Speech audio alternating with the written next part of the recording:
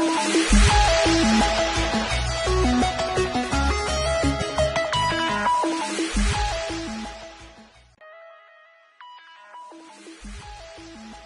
tanterahinay ny iray 2 jolay lasa teo ny fivoriana faharoa mahakasika ny fandrafetana ny tahirim-bola afrikanina ho an'ny fampandrosoana andian'ny 15 na ny fady 15. Zava-dehibe ho an'ny Madagasikara ny fandraisana ity fivoriana iraisam-pirenena ity satria sambany teo amin'ny tantara no nandray izany fivoriana goavana izany ny firenena. Nigadona teto Madagasikara ny alahady 17 volana jona lasa teo ny filohan'ny Banky Afrikanina ho an'ny fampandrosoana Andriamatoa Akinumi Adesina hitarika izany fivoriana izany. Ny andro voalohany dia nitsidika ireo foto-drafitrasa izay nahazo famatsiam-bola avy amin'ny tahirim-bola afrikanina ho an'ny fampandrosoana ireo mpandray anjara. Ka toerana roa no notsidihana tamin'izany. Ny toerana voalohany dia ny Centre National de Transfusion Sanguine ao amin'ny hôpital HCRA izay nahazoana famatsiam-bola avy amin'ny fady ny taona 2012.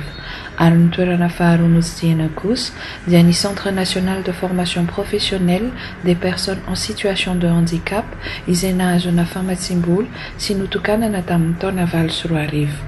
Ho an'ireo mpiara-miombona antoka dia fotoana iray io na ahafahan'izy ireo nahita sy natsapa ny vokatra azo tsapahitanana avy amin'ny famatsiam-bola izay nataon'izy ireo teto Madagasikara. Isan'ny joro vavolombelona nahita soa tamin'izany Andriamatoa Julien izay noho ny fianarana azony tao amin'ny CNFPPSH dia afaka nanatanteraka asa mahavelona amin'ny hotely goavana iray eto Antananarivo na dia jamba azy izy. Ny faharoa sy fahatelo ny volana jolay kosa no niatomboka ny fivoriana nentina handrafetana ny tahirim-bola afrikanina ho an'ny fampandrosoana andian'ny 15. Nanokatra tamin'ny fomba ofisialy izany fivoriana izany Andriamatoa filohan'ny Repoblika Madagasikara Andry Nirina Rajoelina ary nambarany tamin'io fotoana io fa mifanandrify tsara amin'ireo lahara-pahamehana izay nofaritan'ny Banky Afrikanina ho an'ny fampandrosoana ny velorano izay nataony ho fampandrosoana Madagasikara.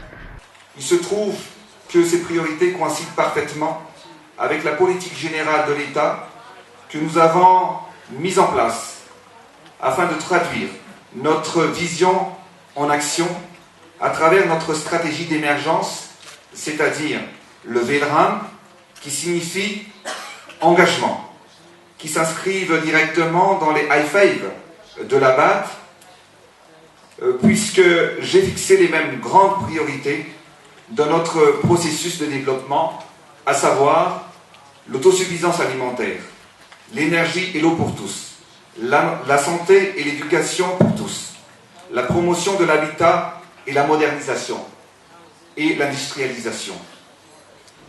Pour cela, bien entendu, nous prioriserons également la sécurité, la lutte contre la corruption, la décentralisation effective et la promotion du tourisme. Grâce à l'aide de la FAD, nous pourrons assurer l'avancement concret de nos projets d'infrastructure et de développement humain prévus par le plan Émergence Madagascar.